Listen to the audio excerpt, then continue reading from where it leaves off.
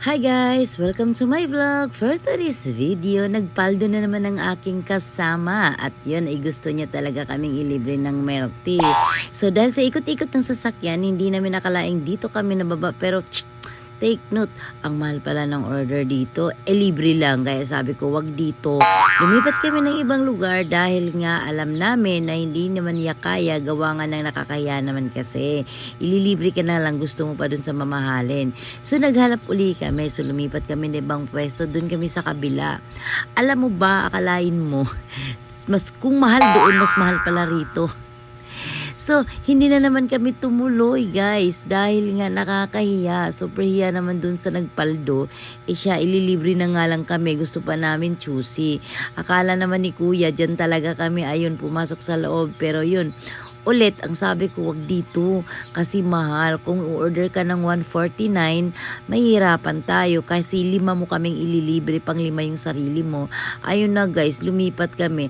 Ayun, tinuro ko sila dito sa Juan Cafe. Ayan na guys. Dito sa One Cafe, mura lang.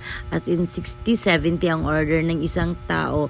Large na yon, mga 22 ounce na yon. So dito ko talaga siya dinala dahil sabi ko, hindi naman masayang. Gawa nga ng kahit naman papano, hindi namin pambayad or hindi namin pera yung pambabayad namin dito. Dahil yun nga, ang sabi niya, ililibre niya kami today.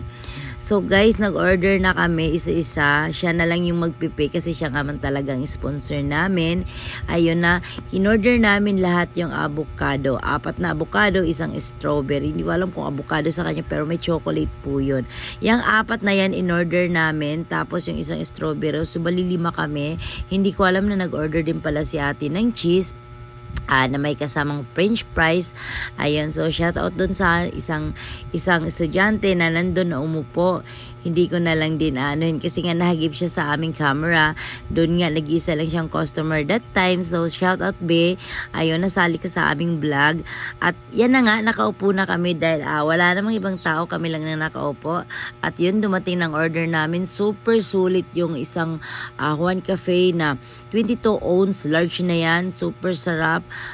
As in talaga avocado siya. Hindi ko kalaing may prop na ganito dito sa Juan Cafe. First time kong naka-order ng ganito dahil always ang in-order ko is milk tea talaga. So guys, ayan, tapos na po kami. Pauwi na kami. Ayan ang service namin at go-go na kami dahil hapon na pagkatapos namin kumain at pauwi na ang aming supervisor. Dahil dito, ibababa na lang ako sa kung saan ako pwedeng bumaba para makauwi na. Malapit lang naman to sa amin kaya drop by na lang ako. Thank you for watching. Bye-bye!